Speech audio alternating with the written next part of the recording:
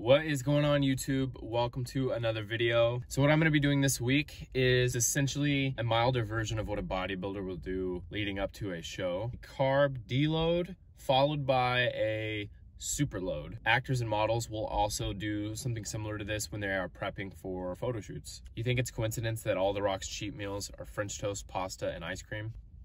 No. For the next 3 days, I'm going to be eating a very low carb diet.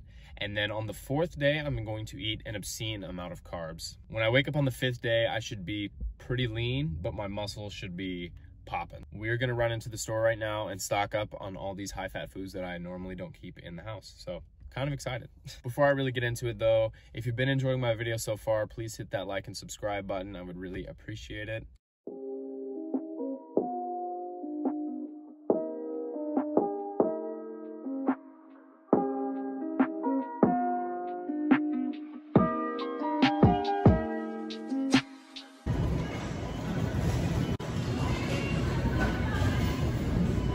So if any of you are thinking about becoming keto, just be aware of the financial implications. Turns out when you replace relatively inexpensive carb sources with premium meats and specialty keto products, it's not too friendly on the pocketbook.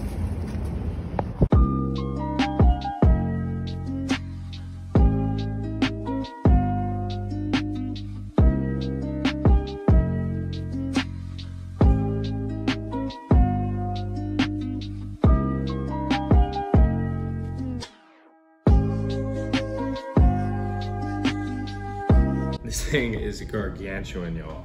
So this is a 5-egg omelet with bacon and Monterey Jack cheese. This is a pretty normal amount of calories for me, but there are 0 carbs in this meal. We're gonna see how my workout later on goes. That's so good. So when you cut out carbs, your body starts to shed water. So I'm trying to drink a lot more water today, and then also you gotta counterbalance your electrolytes as well. So even though the bacon is in there and it's salty, I'm gonna go ahead and... All right, no surprises there. That was absolutely delicious. I'm curious to see how I feel the rest of the day, how long this keeps me full. I'm pretty full right now. Like I'm good. Like I would not want to work out anytime soon. So we'll see how this carries me to lunch. All right, so lunch was actually really, really good. I mean, it was essentially like a Chipotle bowl with no rice. So obviously I loaded it up with the guac and it was actually quite good. Feeling all right. I'm not feeling too hot in regards to training, but I'm still gonna get my chocolate in. So thankfully the chocolate that I buy is high enough percentage of cocoa that it's high in fat and low in sugar. I was watching this Gordon Ramsay video today, and apparently with dark chocolate, if you crunch it and then let it melt in your mouth, it's supposed to not be bitter. So we're gonna try that out.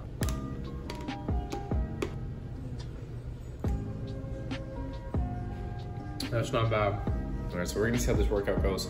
Hopefully it doesn't put me on the floor, and I will check back in with y'all for dinner.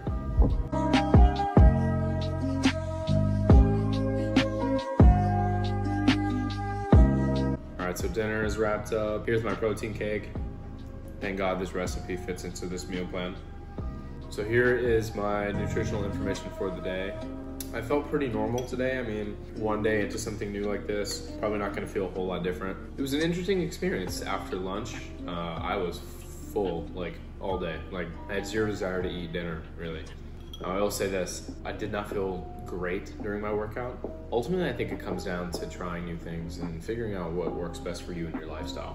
All right, so that's day 1 in the books. I'm really interested to see how things have progressed when I wake up in the morning, but I will check back in with you tomorrow. So I'm eating the omelet again today. I've just been thinking about it since I ate it yesterday. I felt really, really good yesterday. I went to bed feeling great. I had no bloating, no hunger. I think the way I ate yesterday with a few slight modifications would be a pretty sustainable way to eat for me. So I didn't shed as much water as I thought I would have. So I think I'm gonna cut my carbs back a little bit more today. I'm only doing this because in the short term, with what I'm doing right now, I'm trying to shed as much water as possible. I'm also not working out today, so I really don't have to worry about carbs for energy for that. So, all right, so I'm gonna finish this omelet up and then check back in with y'all for lunch. All right, so it's been like 4.5 hours since breakfast, and honestly, I'm really not that hungry.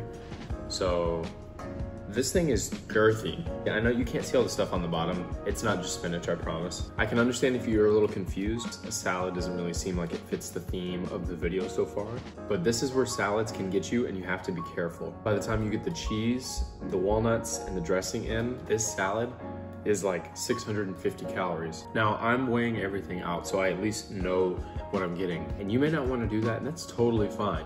But just take a look at the back. At least identify what a serving size is. It would be really easy to just casually add these to the salad. That tiny little cup is almost 200 calories. And while healthy fats are absolutely important and you should be getting enough of them, if you're trying to lose weight, you can't just be eating 7 cups of walnuts a day and expect that to happen. So I'm about to do something I have not done in months, and I gotta say I'm so excited. Eat peanut butter straight out of the jar. I have to keep my stash here at work because my roommate is deathly allergic.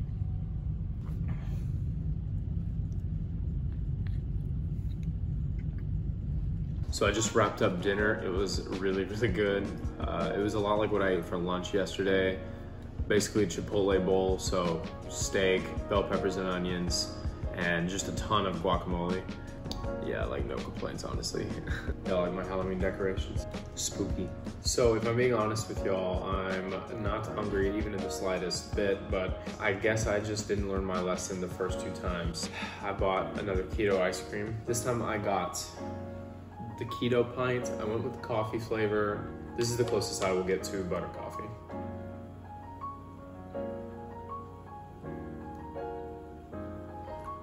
That's actually not bad. I no longer have any self-control with pints of ice cream. If I open it, it's going to the house. So another solid day, honestly, is in terms of like energy and low hunger. Very, very important distinction though. I really didn't exercise. So I'm gonna post my nutrition information for the day now, but I think I'm gonna adjust tomorrow's eating to have just a little bit less carbs so that I can wake up Friday as dry as possible.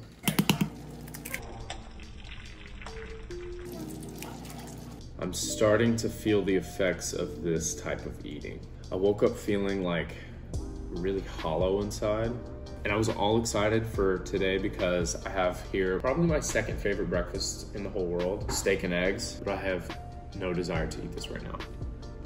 I think I can literally feel my arteries clogging. I would do some questionable things for French toast right now.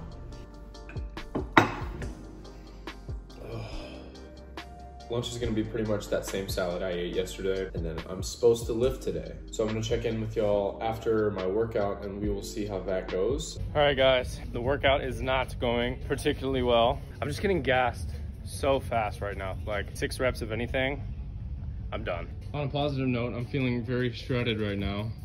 Probably because I'm dumb dehydrated. So your muscles hold water inside of them. When you don't feed yourself carbohydrates, you don't hold that water in the muscles as well. So a lot of the water weight I'm losing is literally coming from inside my muscles. But I hope that it's understood that this video is not, hey, if you want to lose all this weight really fast, this is what you should do. No. All right, y'all, well, I'm gonna finish up this subpar workout.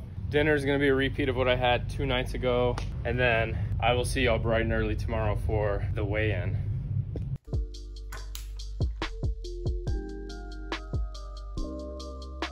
I'm actually a little disappointed in the final weigh-in, but still it's about 4 pounds of water in 3 days. Like, that's not bad. I feel like a husk of a person. Like, I mean,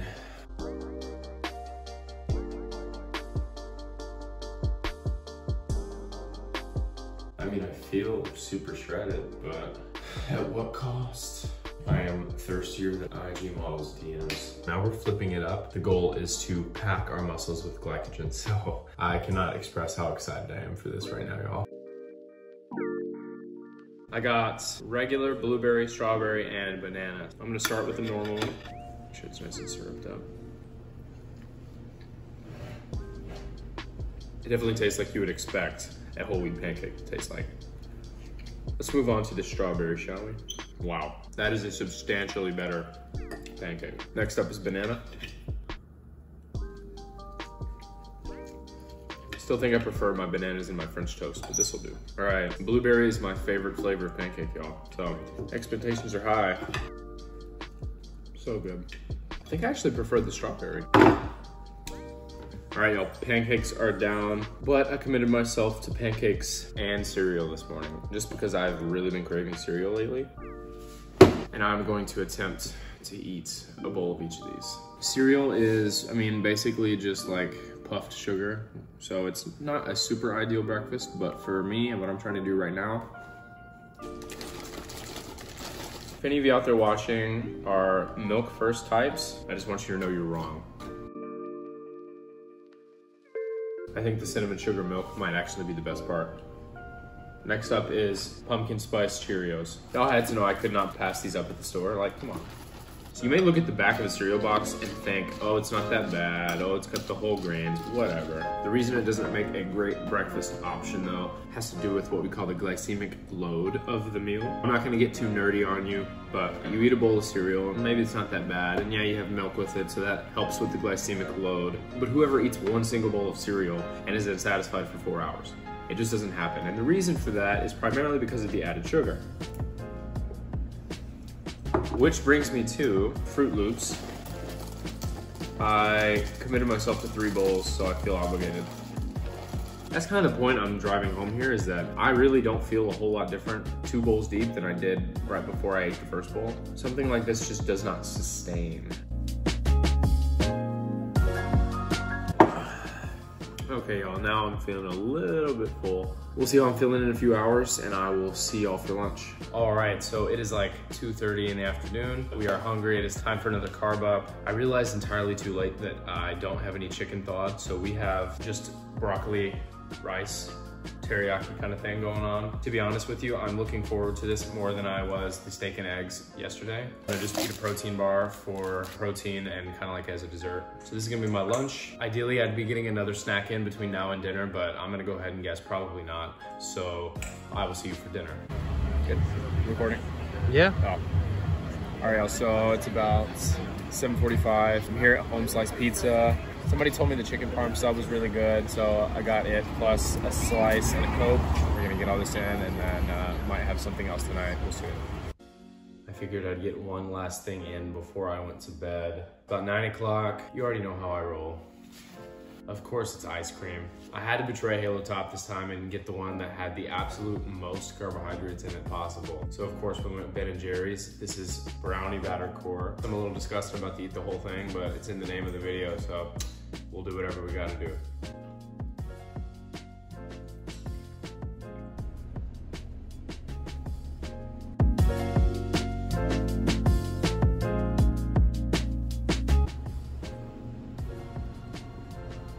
I am very full right now. All right, so today's breakdown is on the screen now. Yeah, it's super excessive. Would not recommend this normally at all. Let's go get a weigh-in, shall we? Ideally, when I wake up, I will have lost some more of that water and will be super lean, but my muscles will be full. So we will see.